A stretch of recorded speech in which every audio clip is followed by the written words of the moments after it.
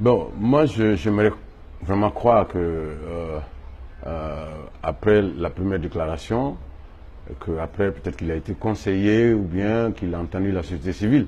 Parce que tout le monde, on est tous montés au créneau, l'opposition est montée au créneau, nous on est montés, voilà, on a dit que il nous trouvera sur son chemin. Tu vois, ça a été, moi on m'a dit que je suis mal élevé, mais voilà, c'est des choses qui se disent tous les jours et qui, voilà, je veux pas que tu ailles là, voilà, je veux pas que si tu vas là-bas, on va te barrer le chemin. Donc c'est pour te dire que, voilà, j'espère. Moi, j'espère simplement que la dernière déclaration sera celle qui va être maintenue, parce que de toute façon, en Afrique de l'Ouest ici, ça peut être difficile de faire un troisième mandat. Et je pense qu'un troisième mandat en Afrique de l'Ouest, nous allons tout faire pour empêcher de toute façon. Parce que si ça commence quelque part, ça va contaminer les autres.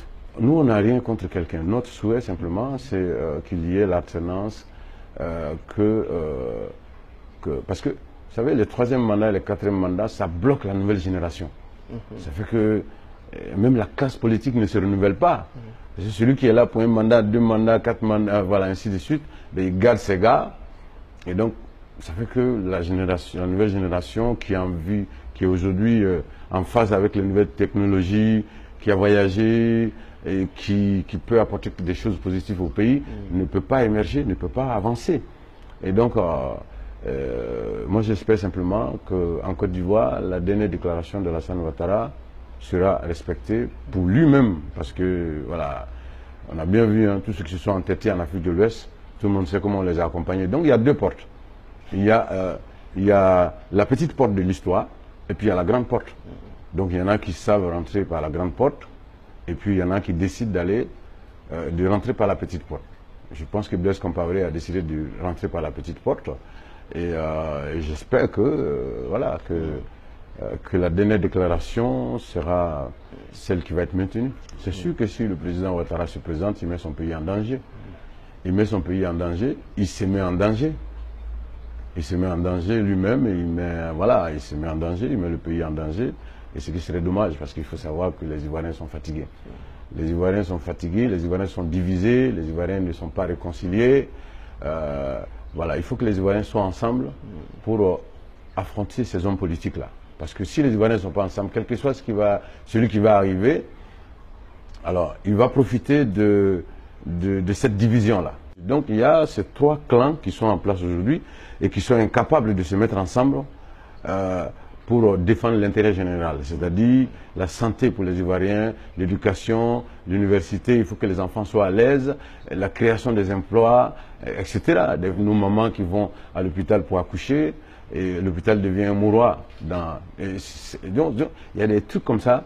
Et donc, c'est les militants du FPI, les militants du RDR, les militants du PDCI, et même ceux qui ne font pas de la politique, en tout cas, les populations doivent se mettre ensemble pour, quand il s'agit, je vais dire, de l'intérêt général, par rapport à tout ce que j'ai cité tout à l'heure. Quand il s'agit de ça, tout le monde doit se mettre ensemble. Après, on peut soutenir Gbagbo, on peut soutenir Alassane, on peut soutenir Bédié, ça c'est leur droit. Mais dès qu'on touche à la santé, à l'emploi, à l'éducation, comment on appelle, à tout ce qui va dans nos assiettes, hein, la popote. La popote, dès qu'on touche à ça, ben, il faut une lutte commune. Dès que les gens sont ensemble, ils font tomber des montagnes, ils font bouger des montagnes. La Côte d'Ivoire est citée ces derniers temps comme un exemple où on parle de croissance. Mais il y a certains Ivoiriens qui se plaignent de ne pas voir la traduction de cette croissance dans leur assiette. Qu'est-ce que toi tu en penses? Ben, je pense que, oui, cette histoire de croissance, c'est peut-être une réalité. C'est une réalité. La Côte d'Ivoire a beaucoup d'argent aujourd'hui. Hein. Les gars, ils ont fait venir beaucoup d'argent. Sauf qu'ils ont partagé l'argent. Parce que nous, on n'a pas vu. Parce que le gars d'Abobo n'a pas vu.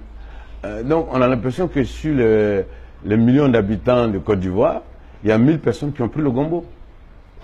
Donc, on entend à la télé, on entend à la radio, et tu sens que ça bouge, puisque, tu vois, les nouveaux gars qui sont venus au pouvoir sont dans les conditions, ainsi de suite. Donc, le meilleur métier aujourd'hui en en Côte d'Ivoire et dans beaucoup de pays africains, c'est la politique. Et il y a beaucoup de jeunes qui font de la politique dans leur quartier pour gagner de l'argent. Dès que tu soutiens le parti au pouvoir, tu reviens le lendemain ou une semaine après en 4x4 avec une voiture au quartier, etc.